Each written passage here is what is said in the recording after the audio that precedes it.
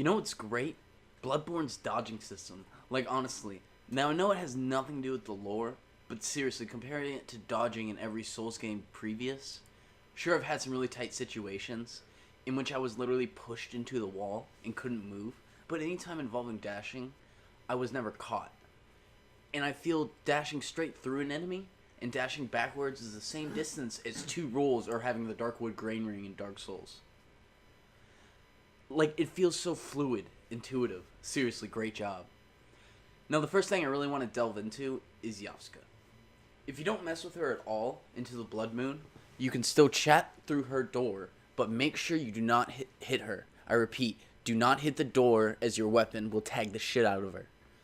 And she'll become violent. But if you don't mess with her, when you visit her through that path from the forest, then she'll be utterly defenseless.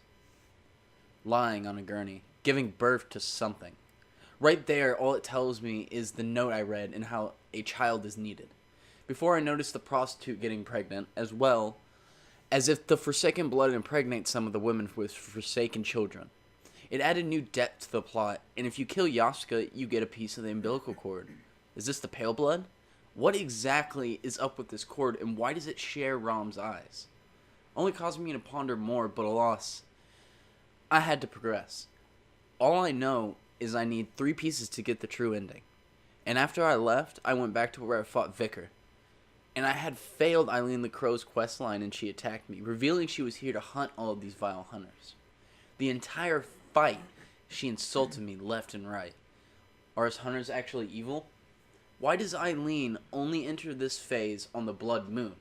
Not only that, but in the midst of the battle, she shouts, "Your blood is mine." Even with her self-established great quest, she's just as forsaken and corrupt as the rest of us. I can only imagine that Eileen knows what is hidden in Yharnam, the vile secret it holds dear. Now trudging through the hell that is the Unseen Village, Bloodborne's Norlondo, I instantly notice how many prison cells there are. I can only imagine the Unseen Village as the original heart of the city, the original downtown Yharnam, if you will. The prisons told me a story about how the once officials of the city were imprisoned by the ones first corrupted by the Great One. In my imagination, Willem and all who served the college. An interesting tidbit I saw on Reddit. People were discussing the graduate goose students in the lecture building, and they had an interesting point, and I agree with it.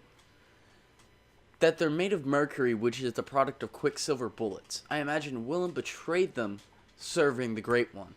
Came back, and on graduation day, I believe this from the attire they wore, and convinced them of some great transcendence of great unbeknownst knowledge, and betrayed them all, sacrificing their bodies for the creation of quicksilver, probably told or commanded to do so by the Great One, in preparation for what was to come.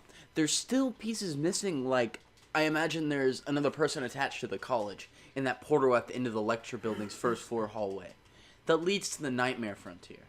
Also during the Eileen fight, she said, "I must end this dream."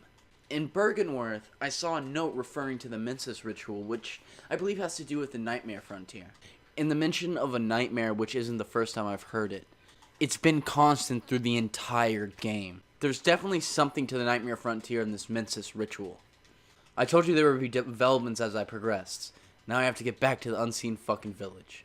Trudging through after I died a bit, I came across an amygdala that just stared at you. But not only that, turned and pivoted its head direction towards you, implying it was simply watching and judging you. Not only is this monstrosity on my screen overwhelming, but it's almost addicting to stare at, like you get lost in its existence. Once I came to the Chapel Lantern, I noticed a statue. Sharing the Tonsil Stone statues, I've seen resemblance. But it was seriously Amygdala. As if in the heart of this once great city, they began to solely worship Amygdala and its existence in their kingdom. And a note lying just in front of it. Nightmarish rituals crave a newborn. Find one and silence its harrowing cry. Pretty much like what we just did to Yavska. It only led me to ponder about the umbilical cords. Before I got lost in the thought, I progressed even further. Going down the stairs, and after dealing with a boar, I saw an enemy. Let's name it the Skull Plant. And who does that look like? I don't know. Maybe it's Great Grave Lord Nito. Further and further, the Old One, the Great One, and the lingering evil, the way the Souls team tells a story is just so enthralling and captivating. and then I shortly encountered none other than the Dark Beast Parl. There was something just so interesting with him, how he resembled a mix between Amygdala and Vicar, but at the same time something reminded me of Gravelord Nito. It was like some mutated, conjoined experiment that was only guarding the back way into the old Yharnam. I can't confirm this, but I have read it might be possible to befriend the asshole that is the hunter on the fucking Troika by not entering old Yharnam until you beat Dark Beast and approach this way. But even then, it's like he was protecting the gate and entrance to old Yharnam. The actual entrance back when the Unseen Village was all but unseen. After grabbing the lantern and backtracking, and many skull plants later, I came across this zone's actual boss, the Great One Reborn. A giant black portal appears in the sky, and in its center resembles nothing but the cosmos, bringing me straight back to a note in the abandoned old workshop. The sky and the cosmos were one. Could the story lead to something alien-related? I had no time to wonder.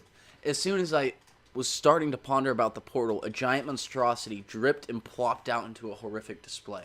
A monstrous beast created out of nothing but dead corpses. Though its design and anatomy was very beast-like, it reminded me of nothing other than Nito. The fight actually was identical to the Tower Knight fight, the second boss fight in Demon Souls, to the teeth. It was a great reminiscent thing, and honestly I'll consider it an Easter egg. After this fight, I started really thinking about the boss itself. Nito in mind, what if this monstrosity was every single hunter that had ever failed? Every single one that deemed unworthy? What if the real first hunter lied within here? Was this the next Nito? I can only think of how I'd been getting all this Demon Souls references, and then as soon as I get far enough, I'm starting to get Dark Souls hints. Not only pushing forward Demon Souls lore with the origination of everything that was Nito and the Four, but continuing the Souls lore as a whole series. My mind was blown, but just after the Unseen Village, the next zone is the Nightmare Frontier, and I'm beyond anxious for the secrets that lie waiting to be unveiled and uncovered. What is the nightmare, or the dream? What bosses lie waiting for me?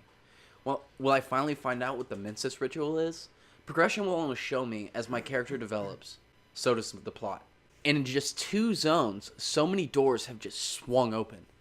The one on their frame splintered toward me, and I couldn't be more excited to walk through them to see the horrors that await.